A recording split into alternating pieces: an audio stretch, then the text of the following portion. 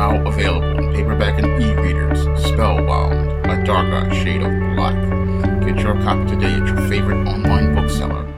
I got a comment from one of my readers of my blog a couple of weeks ago that told me that it seems like many of the heroines that I write in my novels seem to be very similar. And what they don't know is there's a reason why I write heroines in the way that I write them. Now, when it comes down to the concept of heroines in American media, there's something called the girl next door. And when I do certain characters like the Matilda character from Spinsterella and Spellbound, or the Isis character from the Isis series, or characters like Marilyn Marie from All About Marilyn, or Colleen Anderson from the Thetas, or Eaststein from the Eaststein series, I was working on the whole concept of bringing the black female into the concept of the American concept of the girl next door. Now, when it comes down to the concept of the girl next door, we often see white women associated with this concept. And under the concept of the girl next door, we have this girl who is the neighbor and who is considered a friend to the main heroes in a story, the friend to the community, and is considered someone that males find relatable, someone men can identify with, someone girls want to be the friend of, and someone men want to date and marry. And this concept is often promoted as the ideal for what a white female character should be. However, we never get to see that whole concept presented with black female characters that often. Now, the only 2 or 3 times I have ever seen a black female girl next door was Denise Huxtable on The Cosby Show and Thelma from Good Times, and to a little bit of a point, Steve Urkel's girlfriend Myra from Family Matters, and Tia and Tamara Mowry from Sister Sister. Those are the few times I have ever seen a black woman presented as a girl next door. Oftentimes when we see images of black females in media, those images of black females in media often promote old racial stereotypes. We often get the asexualized mammy, where we have this large, overweight woman who pretty much sacrifices herself for others while talking about her white Jesus. Or we get the emasculating, loudmouth sapphire in media, a woman who is supposed to be overbearing, domineering, and has absolutely no respect for any black male. Or we get the Jezebel, a black female who is just someone with a lustful nature and is lewd and lascivious and only lives to be a sex object. And those are the 3 images we often get of black women in most media. Now, when I write stories, I want to create a more positive and balanced image of black women. And that's why many of the female characters I present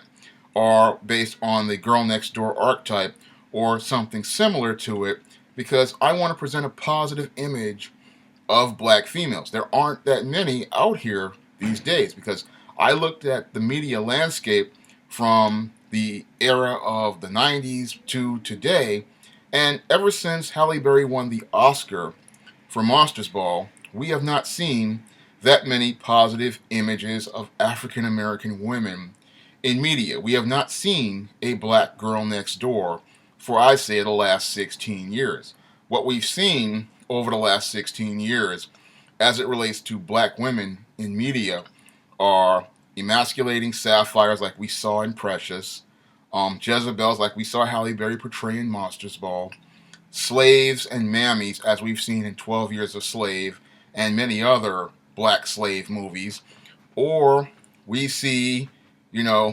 other stereotypes like, again, the Jezebel we see on Scandal, which is Olivia Pope, or we see other images that do not present a positive and balanced portrayal of the image of the American black female. So when I write stories about black women, I write from the whole concept of presenting you a more balanced image of black women, and I also go out of my way to present a positive image of black women, because I grew up with these black girls next door. And I want this generation to experience what it is to see and experience a black girl next door. Moreover, I want black boys to see their girls as attractive and desirable, the way many boys in my generation grew up seeing girls like your Denise Huxtables, Myra from Family Matters, Tia and Tamara from Sister Sister, and many of those black women, because those were considered the black women that black men and black boys saw as attractive and desirable and wanted to go out and date and have relationships with. And we don't get to see that type of black on black relationship or that type of female who was considered attractive, because these days we have two major issues which prevent us from seeing positive images of black women on screen. One is that many of these white women do not want to see a black girl next door because they feel threatened by the whole image of black beauty, and they fear if black people start admiring the beauty of a black woman and they see a black girl next door, that they won't be seen as the ultimate image of beauty in American society and the world. The other issue has to do with black female self-hate, and you have these black females out here and these black feminists out here who want to maintain this whole image of this negative stereotype because it pushes the victim narrative that they love to push regarding the image of the black woman. They don't want us to see a soft, feminine, attractive black female in media because they make money by presenting this victimized, stereotyped image of black females in media, such as men like Lee Daniels does in his movies like Precious and Monsters Ball and his TV shows like Empire, and black women like Shonda Rhimes push in television shows like Scandal and How to Get Away with Murder, and women like Oprah Winfrey continue to push, and many black authors like Terry McMillan and many other black writers push in their literature. They like pushing that narrative regarding black women because it makes them money, because victimization makes them a lot of money, selling the black woman a narrative that she is not attractive, she is not desirable, and they use her low self-esteem as a way to make money at her expense. But throughout history, black men have made efforts to try to elevate the image of the black woman, and that's what I do in my SJS Direct publications. I go out of my way to present you those positive images of black women and show you how much attractive black women are by showing you that black girl next door, showing you the black girl is attractive, showing you the black girl is desirable, showing you that the black girl is a friend, showing you that the black girl is the one who wants to be a part of the community. The black girl is somebody that black men want to date, black men find desirable,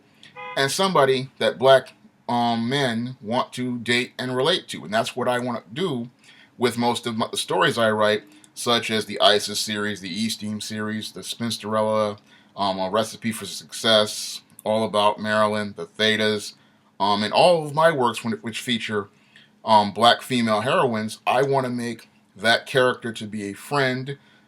someone you want to be friends with, someone you want to, have a connection with, so that black people will see black girls as desirable and black women as desirable, and see them as friends, and see them as somebody they want to have a connection with, and somebody they want to get close to. And we really need to see those positive images of black girls. Now, some people may say that, that's kind of your stories are kind of repetitive, and they feature the same type of heroine, but we really do not see that many images of black females in a positive light these days. I look at the work that I produce, and if you compare it to a lot of the work that others, like your Lee Daniels and your Tyler Perry and many others, produce, and you go out into the world and you see those images of black women in media, and then you go over to the SJS Direct imprint, you see a totally different picture, and it's really a small place, because again, the SJS Direct imprint is a small company on Amazon.com.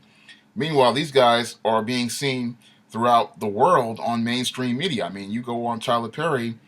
he's all over the world. You go with Oprah Winfrey and Lee Daniels, their images are all over the world presented of your black woman out here. And I'm a small publisher,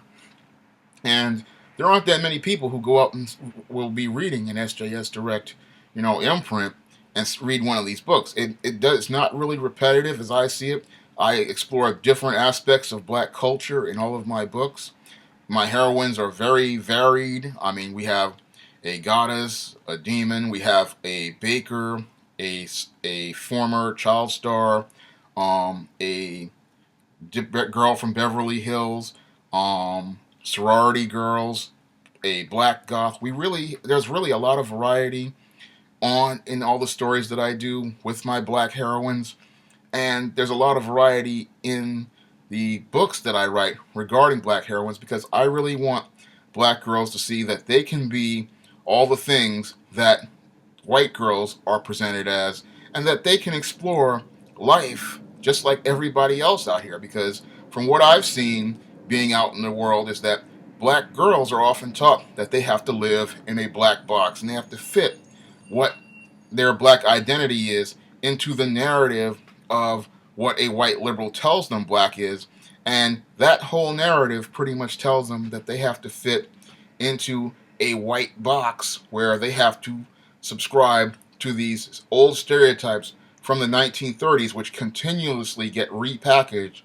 instead of being told they can be whatever they want and be the girl that they want to be. And that's what I try to show them, different examples of different girls, so that black girls can look at those and say, look, if I want to be this, here's an example of what this would be like, so that I have a positive example I can go to and reference if I want to identify with this. Because these white girls out here can be whatever they want, and it's just not fair that black girls are told they have to subscribe to certain parts of society to fit themselves into a place that makes little white women and white girls feel comfortable about what a black woman is. Because that's what I see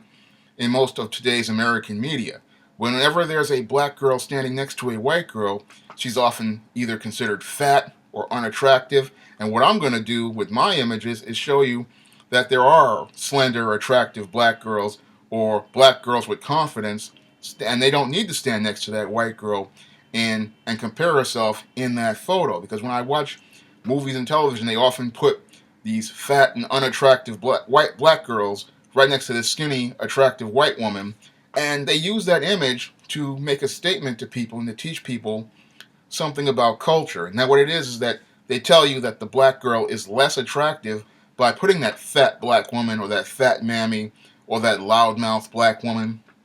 or that ghetto black woman next to that white woman to make her look more attractive in comparison, when in actuality we really need to start showing a balanced image where we can see, that black woman is just as attractive as that white woman. That black woman is is just as desirable as that white woman, and that black woman, needs to be presented in a balanced and positive light so that we can see the positive character traits regarding our black women, so they won't be presented as these stereotypes out here that we see all the time. Because it's these stereotypes that pretty much have destroyed the image of the black female over the last 16 years. Because again, when we had black men producing images and media for black people, we got a totally different picture. When I look at the pictures, again, that your Bill Cosby and your Suzanne DePass and many others were producing and the Hudlin brothers were producing of black women, again, we got a balanced picture of black women. We got a picture of attractive, desirable black women. But when we get people who are part of the feminist movement and the white liberal narrative, like your Oprah Winfrey, your Lee Daniels, and your Tyler Perry, we go back to the old stereotypes which present your black woman as unattractive and undesirable. And when I'm writing stories, I really want to present that positive image of black women, so that, again, black girls and black boys see, black girls as nice, friendly, kind, approachable,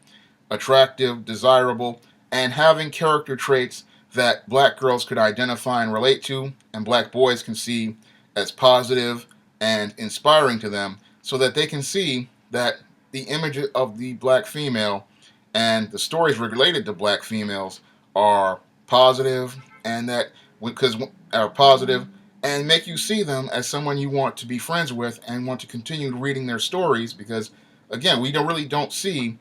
positive images of black women and positive stories about black women. And sometimes when I'm writing stories, again, I want to do that girl next door, because we really don't get to see a black girl next door in American media, from most mainstream American media out here. That's all I have to say for this video. You can pick up all my SJS Direct titles featuring black heroines on Amazon.com.